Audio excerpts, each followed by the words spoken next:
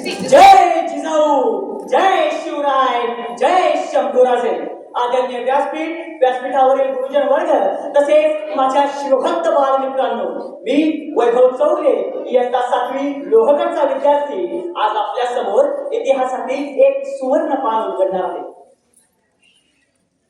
आपण इतिहासाचा अभ्यास खूप केला, पण तसं म्हटलं तर 4थीच्या इतिहासाच्या पुस्तकापलीकडे आपण अभ्यास केलाच नाही. पण फक्त इतिहासाचा अभ्यास करण्यापेक्षा त्याचा वापर आपण प्रत्यक्षात कसं करू शकतो हे सर्व श्रींच्या शिलेदारांपर्यंत पोहोचवायचं आहे. आणि मीही एक महाराजांचाच मावळा म्हणून यासाठी इथवर आलो आहे. माझ्या मनात नेहमी विचार येतो की जेव्हा जेव्हा महाराजांचा राज्याभिषेक होत असेल, जेव्हा महाराज त्या सिंहासनाकडे चालत जात असतील, तेव्हा त्यांच्या मनामध्ये काय विचार असतील? अरे, महाराजांनी स्वराज्य स्थापनेसाठी केलेला जो प्रवास होता तो जर त्यांच्या डोळ्यासमोर आला नसेल तर नवल काय?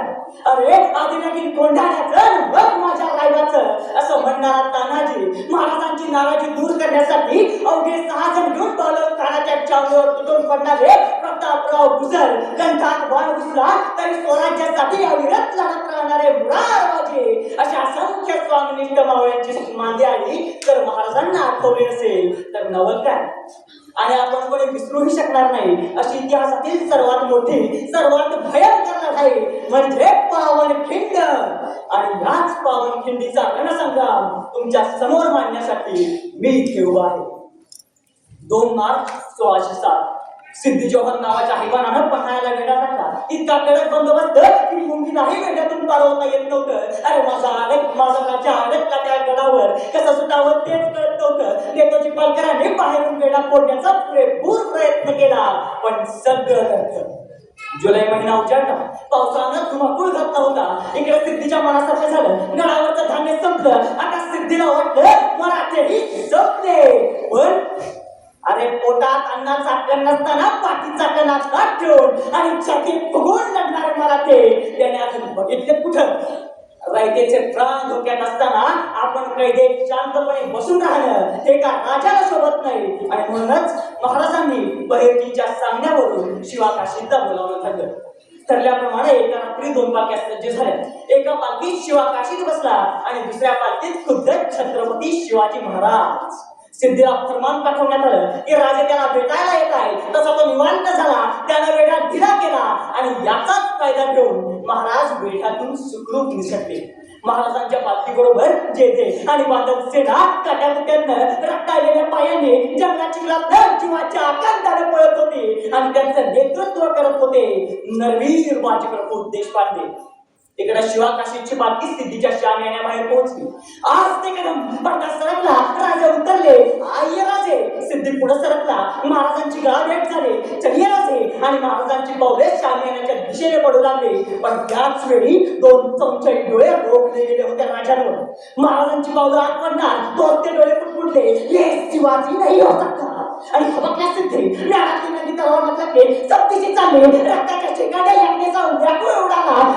शिवा रक्ताला व्याकुळला आणि सिद्धी विचारतात झाला, सच बता क्या तू ही है शिवाजी? आणि कडाला शिवा, अरे नाही शिवाजी. दुसरा तिसरा 4था वार महाराजांची मोर्चा उडाले. सिद्धी विचारत राहिला आणि शिवा सांगत राहिला, अरे शिवाजी. अखेर समशिराली गर्दनीवर सिद्धी शेवटचा विचारता झाला. मरने से पहले आखिरी बार पूछता हो, सच बता क्या तू ही है शिवाजी? आणि कडाला शिवा, अरे जन्माला जरी शिवा काशीत म्हणून आलो असलो तरी मरताना छत्रपती शिवाजी महाराज म्हणून मरतोय. हे काय कमी आहे का? आणि सिद्धीनं तलवार चालवली. शिवाचं मस्तक त्याच्या धडावेगळं झालं. शिवा कोसळला आणि शिवाकाशीत नावाचा अध्याय इथं संपला. सकाळी 6च्या सुमारास इकडे मराठ्यांना हेरांमार्फत बातमी कळाली की सिद्धी जोहरचा सरदार सिद्धी मसूद 5000च्या सेनेसह तिथे येतोय. आणि कुठं 5000 आणि कुठं 600? 5000च्या पुढे 600चा टिकाव लागणं शक्य नाही हे विधिलिखित होतं. पण तरीही मोठ्या धाडसीपणाने बाजीप्रभू महाराजांना म्हणाले, महाराज तुम्ही 300 लोक घेऊन पुढे व्हा. भले आम्ही दमलोय, भले आम्ही थकलोय, काल आम्ही कधी जेव्हा आम्हाला आठवत नाही आम्ही उपाशी आहोत. पण मी तुम्हाला वचन देतो राजे, जोपर्यंत हा बाजी आणि हे 300 मावळे किंडीच्या तोंडाची छातीचा पर्वत करून नव्हे तोपर्यंत एकाही गडिमाला खिंड ओलांडू देणार नाही. हा माझा शब्द आहे तुम्हाला राजू. तुम्ही गडावर पोहोचल्यावर तोफांचे 5 बार द्या. फक्त ताबडतोब गणित तोडून गडावर येतो. तुम्ही निघा राजे. राजे लाख मेले तरी चालतील, पण लाखांचा पोशिंदा सगळा पाहिजे. तुम्ही कुशाल जा राजे. निघा राजे, निघा. आणि मावळ्यांच्या प्रेमाखातर त्यांच्या विनवण्यांना शरण येऊन महाराज निघाले. विशाळगडाकडे निघाले. इकडे 300 मावळे किंडीच्या तोंडाशी छातीचा बुरुज करून उभे होते आणि बाजीप्रभू देशपांडे दोन्ही हातात 2 चमचे घेऊन सिद्धीचं सैन्य जवळ आलं. बाजीप्रभूंच्या अंगावर तुटून पडलं. अरे एक बाजी चपाचप कत्तली करत होता. रक्ताचा ढीग आणि पेटांचा गज पाडत होता. रणतांडव मांडला होता त्या नरवीराने. एक मराठी मावळा 500 वर भारी पडत होता. त्यावेळी सिद्धीला कळालं की हे मराठे कसे असतात. त्यांचं शौर्य पाहून तो थक्क झाला. सकाळी 9ला सुरू झालेलं युद्ध 1:30 वाजतोय, म्हणजे 1:30 प्रहर झाला तरी थांबत नव्हतं. सिद्धी वैतागला. अरे हे थांबवायचं कसं? त्याने घरी जाळ टाकली. त्याने एका बंदूकधाऱ्याला कडेच्या टेकडीवर बसवलं आणि त्याला म्हणाला, तो बंदूकधारी त्या 300 लोकांकडे वेड्यासारखा बघत होता. तोच सिद्धी त्याला म्हणाला, अरे हुआ क्या, खतम कर उस बाजी को, खतम कर, मार से. तसा तो बंदूकधारी म्हणतो, अरे मैं उसे मारूंगा, लेकिन पहले मुझे ये तो बताओ कि इसमें बाजी है कौन. अरे सभी बाजी प्रभु दिख रहे हैं, सभी एक नेते जैसे लग रहे हैं. अगर इसमें बाजी प्रभु है तो वो है कौन. आणि सिद्धीनं बाजीप्रभूंचं वर्णन करायला सुरुवात केली. जो सबसे ज्यादा लाल हुआ था वो है बाजी, जिसके सर से पैर तक पूरे जख्म भरे हुए हैं. वो है बाजी जो रक्त बंबार झाला आहे. तो है बाजी ज्याचा रौद्र रूप पाहून स्वतः काळेही मागे सरेल. तो आहे बाजी. आणि जो रक्ताच्या तळात आहे, तो मरणाच्या दारात आहे, तरीही दोन्ही हातात 2 दानपट्टे घेऊन चपाचप कत्तली करत सुटला आहे. तो आहे बाजी. उसे खत्म कर, उसे मार. आणि बंदूकधाऱ्याने नेम धरला. बंदुकीतनं 10 दिवशी गोळी झाली. गोळी बाजीच्या छाताळात लागली. बाजी कोसळले. एका क्षणासाठी डोळ्यांसमोर अंधार पसरला, पण दुसऱ्या क्षणी त्यांना आठवलं की नाही, मला मरण मान्य नाही. अजून तोफांचे आवाज यायचे आहे, अजून माझ्या राजगडावर पोहोचायचं आहे. मला मरण मान्य नाही. मी लढणार. ते पुन्हा उठले, पुन्हा लढू लागले. अरे अंगावर इतक्या चकवा होऊन सुद्धा तुमची 1-2 नाही तर तब्बल 5 ते 6 तास ते लढत होते, कारण अजून तोफांचा आवाज आलेला नव्हता. आणि अखेर तोफांचा आवाज आला. कडेला इतका वेळ जो मृत्यू उभा होता, त्याला ते म्हणाले असतील, घेऊन जा बाबा, मला घेऊन जा. मी ज्या कामासाठी इथं उभा होतो ते काम झालंय. माझे राजे गडावर पोहोचले. माझं जीवन कृतार्थ झाले. घेऊन जा मला. आणि बाजी कोसळले. अरे सह्याद्री सारखा माझा बाजी पडला, पण मातीत नाही तर मातीत साखळी मेला. हे लक्षात ठेवा. अरे घोड किल्लीची पावन खिंड करून गेला माझा बाजी. पावन खिंड करून गेला. सह्याद्रीच्या कडे कमाऱ्यात नाद घुमतो वारंवार. सह्याद्रीच्या कडे कमाऱ्यात नाद घुमतो वारंवार. शौर्य गाजून गेली मर्द मराठ्यांची तलवार. कमरेला बांधून घोर पहाडावर चढलेले, तुटून पडता मस्तकाखाली झुंज शक्तीने लढलेले. अरे बाप नाही काही काळ आमचा, अरे बाप नाही काही काळ आमचा, केते गाजली दिगंतरे. रणगोंद्यांची जात आमची, कोण आम्हा भयभीत करे, कोण आम्हा भयभीत करे. लढाई संपली.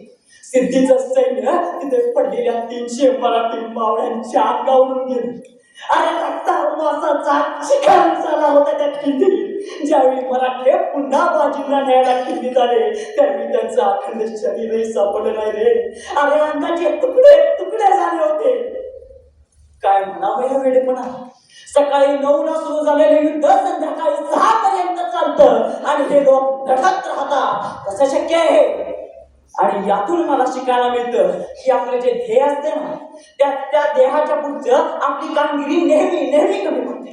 आपण म्हणतो मी खूप केलं, पण ज्या वेळी म्हणतो आम्ही खूप केलं, त्यावेळी फक्त बाजीप्रभूंना आठवा. आपल्याला कळून जाईल की आपण काहीच नाही केलं जीवनात.